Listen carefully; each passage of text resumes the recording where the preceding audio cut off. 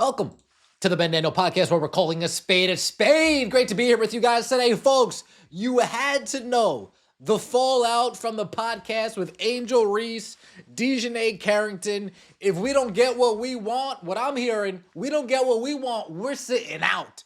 You had to know that the backlash coming from Jason Whitlocks of the world, coming from Dan Dakich's of the world, coming Clay Travis making a surprise appearance. Folks, when you go ultra viral, new eyeballs start looking and commenting on your content. It is what it is. It's the name of the game. And Angel Reese, with this podcast, has had herself a few moments, some good, some not so good. This one that caught major headlines all over the weekend, and you see sports personalities react all across the country. Clay Travis making his first appearance on the Ben Daniel Podcast. WNBA players striking would be the most tone-deaf pro athlete move in history. The WNBA has never made a profit in its entire existence. Not gonna lie, I'm rooting for this to happen. He goes on to say, easy solution. The WNBA and the players should just share all the profits. Wait, ... And he puts a bow on it. The WNBA was founded in 1996 and has never made a profit in 29 years. Question for the business gurus. Can you think of any other for-profit business in America that is 29 years old, has never made a profit, and still exists? I honestly can't. The WNBA may be the only one. Clay Travis, he took his size 12 boot, turned it sideways. He had his response. And here we go. Dan Dakich. Dan Dakich doesn't pull any punches at all. Respect. Good. I mean, those two went to college. I want you to think about that. Those two went to college. A school let them in. Two schools in a couple of cases. How about that? It's pretty astounding, really. I mean, I understand we don't hold anybody to any type of educational or intellectual standard. I get it. But listen to those two and realize a college let both of them in. So you're going to sit out. You lost 40, 50 million. You know who would clap for you all sitting out? The NBA. So they don't have to subsidize your dumbasses to the tune of 40 to 50 million a year. Like if I'm an NBA owner, I didn't get rich by wasting a couple million on something that has no chance of making money. Honest to God. So these two, sit out. Sit out. See what happens. Now, I would miss watching the Fever. I would miss watching Caitlin Clark, but I wouldn't miss anything else, and it wouldn't be like I would actually miss it.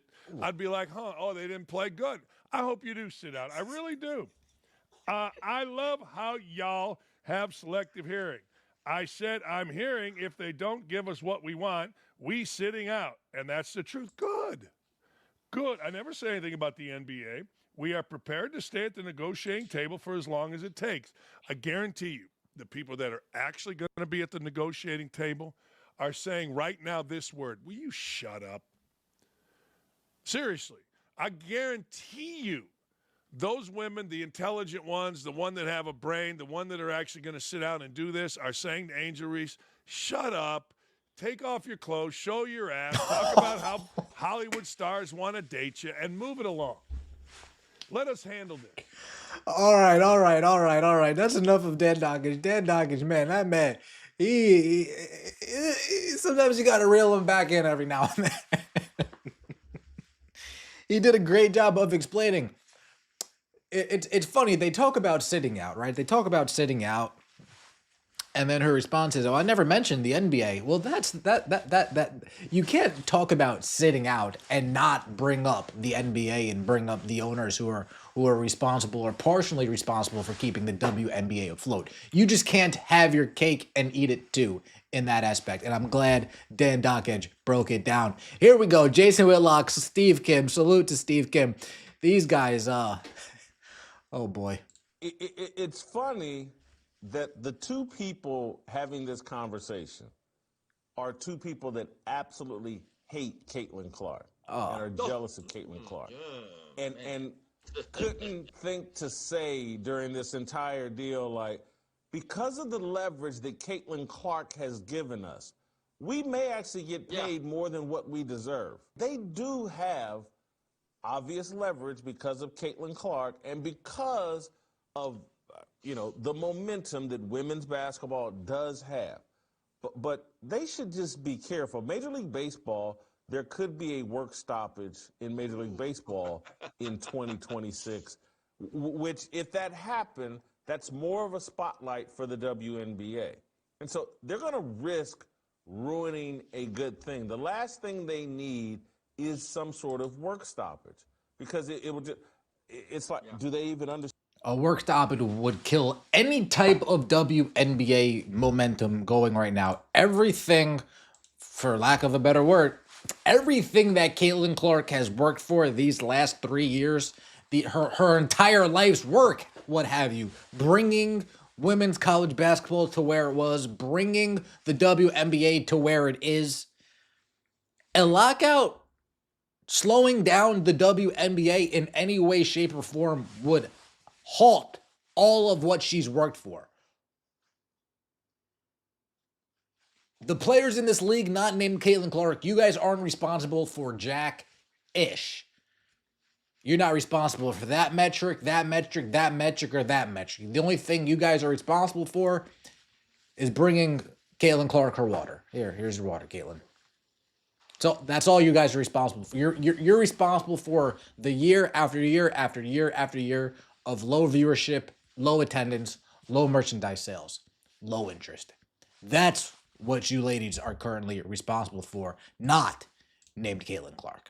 Understand the history. What happened to Major League Baseball in 1994? Work stoppages will irritate fans, and there will be lasting impact from that. These guys had to steroid up and hit a bunch of home runs in order to get those fans back to some degree. Well, okay. It's like the Major League Baseball has so much history. Well, Major League Baseball has so much history that they could survive to some degree what they did to their reputation and their fan base. If there's a work stoppage in the WNBA, it's just going to go back to, hey, you know what? I like Caitlin Clark, but the rest of these girls are so unlikable. I'm just out. And that's where, again, less of Angel Reese. And I know she's got her McDonald's commercial, and I mean, she's just everywhere. And she's put herself front and center, and everybody's trying to shove Angel Reese down our throat. It's not a good look for the WNBA. All of this attention and all of this trolling or just bogus content trolling, saying something to make it sound good. That's a lot of what that conversation is. Oh, it sounds good. Oh, you guys are going to say, oh, sounds good. It's not going to happen. It sounds good. It appeals to the fans. It appeals to the lowest common denominator. Oh, you see what Angel Reese said? She said they're going to sit out. But those who actually have a brain are like, wait, that's not a good idea. That's not smart. That's something that will set the league back another 10, 15 years. Instead of going forward, you're coming back 1 step forward, 5 steps back. Right? Caitlin Clark takes 20 steps forward. You guys managed to take 1,000 steps back. The math doesn't work, but you guys understand. A lockout would be foolish. And I hope there's somebody in that corner of the WNBA Players Association not named Nneka Ogwumike, somebody with sense that says, ladies, asking for lunches in between practices, that's not going to happen. Asking for water, that might happen. Asking for a water fountain, now that is something we can work for.